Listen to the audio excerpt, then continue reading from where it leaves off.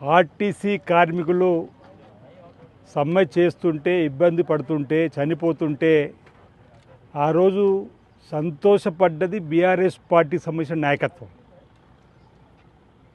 50 రోజుల పైన సమ్మె జరిగి 30 మంది పైచిలుకు ప్రాణాలు కోల్పోతే పట్టించుకొని బీఆర్ఎస్ ప్రభుత్వం ఆనాటిదైతే, ఈరోజు ఆర్టీసీ కార్మికులు సమ్మె చేస్తుంటే కార్మికుల పక్షాన నిలబడి 3వ రోజులోనే ఆ సమ్మెను ముగింపు చేసి కార్మిక సంఘాలు కోరిన కోరికలు తీర్చేటువంటి ప్రయత్నం చేసి మా చిత్తశుద్ధి నిరూపించుకున్నటువంటి సందర్భం.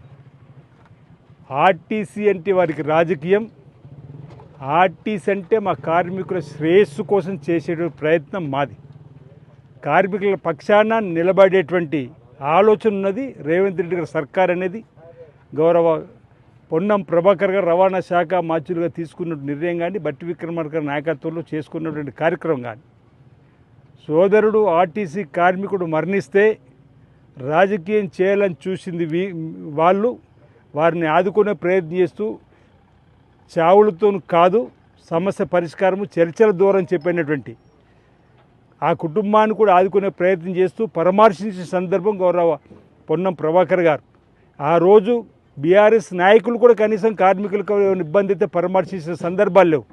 కానీ ఈరోజు ఈ 2 రోజుల ఉద్యమాన్ని అడ్డు పెట్టుకొని ఏదో రాజకీయం చేయాలని చూసుకున్న వారికి మా ప్రభుత్వం యొక్క చిత్తశుద్ధి ఈరోజు కనిపించిన వేళ మేము కార్మికుల పక్షపాతిగా ఉన్నామని చెప్పేటువంటి ప్రయత్నం చేస్తూ భవిష్యత్తులో కూడా ఆర్టీసీకి మేలైనటువంటి కార్యక్రమాలు, ప్రభుత్వ రంగ సంస్థలో అత్యధికమైనటువంటి పెద్ద సంస్థగా ఉన్నటువంటి ఆర్టీసీ ప్రయోజనాలు కాపాడడం ఈ ప్రభుత్వం యొక్క లక్ష్యము, రేవంత్ రెడ్డి గారి లక్ష్యం అన్నమాట సందర్భంగా తెలియజేస్తూ, కవిత కేసీఆర్ కూతురు ఈరోజు కొత్త పార్టీ పెట్టింది, తెలంగాణ రాష్ట్ర సేన అంటే టీఆర్ఎస్. కొత్త పార్టీని మేము స్వాగతిస్తున్నాం. కవిత మాటల్లో కేసీఆర్ని ఉద్దేశించి మనసు లేని మనిషి అని చెప్తున్నది. మేము అదే చెప్తున్నాం కదా మొదటి నుంచి. మా రేవంత్ రెడ్డి గారు పీసీ అధ్యక్షుల్లో ఉన్న నాటి నుంచి కూడా మేము అదే చెప్తున్నాం. ఈ రోజుకైనా కేసీఆర్ గారు కూతురే, గారాల కూతురు కొత్త పార్టీ పెట్టినప్పుడు కేసీఆర్పై చేసినటువంటి విమర్శలు, కవిత ఏమంటున్నది, మేము అధికారులకు వస్తే ఇది చేస్తాం అది చేస్తామని చెప్పే ప్రయత్నం చేస్తున్నది. మేము ఆల్రెడీ మా ముఖ్యమంత్రి రేవంత్ రెడ్డి గారి నాయకత్వంలో ప్రజాపాలనలో మీరు చేస్తామనేటివి మేము చేసి చూపిస్తున్నాం. ఇప్పుడున్న పరిస్థితులలో కొత్త పార్టీకి స్పేస్ ఉందని భావిస్తలేను.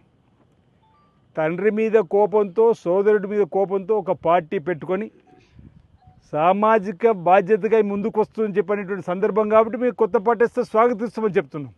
కానీ మీరు ఏదైతే చేయబోతున్నామని చెప్పి ఈరోజు చెప్పినరో వాటన్నిటినీ ఈరోజు మేము చేసిన సందర్భం. ఈరోజు కేసీఆర్ వెంట దయ్యాలని చెప్పినటువంటి కవిత గారు ఈరోజు ఏకంగా ఒక కొత్త పార్టీ పెట్టి బారాస పైన తిరుగుబాటు చేసినట్టుగానే కొత్త పార్టీ యొక్క ఆవిర్భావాన్ని మేము చూస్తున్నాం. కుటుంబంలో ఉన్నటువంటి వ్యవహారాలపైన చర్చ జరుగుతున్న వేళ ఈ పార్టీ ఉద్యమించిందిగా మేము చూస్తున్నాం. కవిత ప్రశ్నలకు సమాధానం చెప్పాల్సిన బాధ్యత బీఆర్ఎస్ నాయకత్వం పైన ఉంది. మొదటి నుంచి కూడా బీఆర్ఎస్ పార్టీ హయాంలో ప్రజల పక్షాన నిలబడి ఏ ఒక్క కొత్త కార్యక్రమాలు అమలు చేయలేరు, దాచుకోవడము దోచుకునేటువంటి కార్యక్రమం జరిగిందనే మాట. మరో మాట అనేది కవిత కనీసం ఫోన్లలో మాట్లాడుకునే స్వేచ్ఛ కూడా లేకుండా పోయింది ఆ రోజుల్లో. అంటే టెలిఫోన్ ట్యాపింగ్ జరుగుతుంది అని మేము చేసినటువంటి ఆరోపణకి ఈరోజు తను మాటలు, తన కార్యక్రమాలు ఏదో హరీష్ రావు ఇల్లు, సంతోషరావు ఇల్లు బంగారమయం అయితే తెలంగాణ బంగారమయం కాలేదు కదా అన్నది. అంటే మేము ఆ రోజు ఆ నలుగురే దోచుకుంటున్న దానికి నిదర్శనం కవిత మాటలు. అంటే రేవంత్ రెడ్డి గారు గౌరవ ముఖ్యమంత్రికి హోదాలో వచ్చిన తర్వాత ప్రతిపక్ష నాయకుడు ఉన్నప్పుడు మేము చేసిన ప్రతి ఆరోపణకు ఈరోజు కవిత గారి సమాధానం అవుననేటువంటిది వచ్చింది. కాబట్టి ప్రజలు మమ్మల్ని ఆశీర్వదించారు, ప్రజలు మమ్మల్ని స్వాగతించారు. అందుకే ఈరోజు ఇందిరమ్మ రాజ్యం ప్రజాపాలన సాగుతుంది. రాబో రోజుల్లో కూడా ఈరోజు గతంలో బీఆర్ఎస్ ప్రభుత్వం, మీరు కొత్తగా వచ్చిన టీఆర్ఎస్ తెలంగాణ రాష్ట్ర సేన పార్టీ పెట్టుకున్న వాళ్ళు కానీ, భాజపా కానీ ఎవరు కూడా ప్రజలకు దగ్గరలో లేరు. ప్రజలకు దగ్గరలో ఉన్నది ఇందిరమ్మ రాజ్యం, ప్రజాపాలన, నిస్సాయులకు అపర్ణ సంబంధించే రేవంత్ రెడ్డి గారి సర్కార్. ఓవైపు సంక్షేమం, మరోవైపు అభివృద్ధిని అన్ని రంగాల్లో తీసుకొని పోతామని ఈ సందర్భంగా తెలియజేస్తా ఉన్నాం.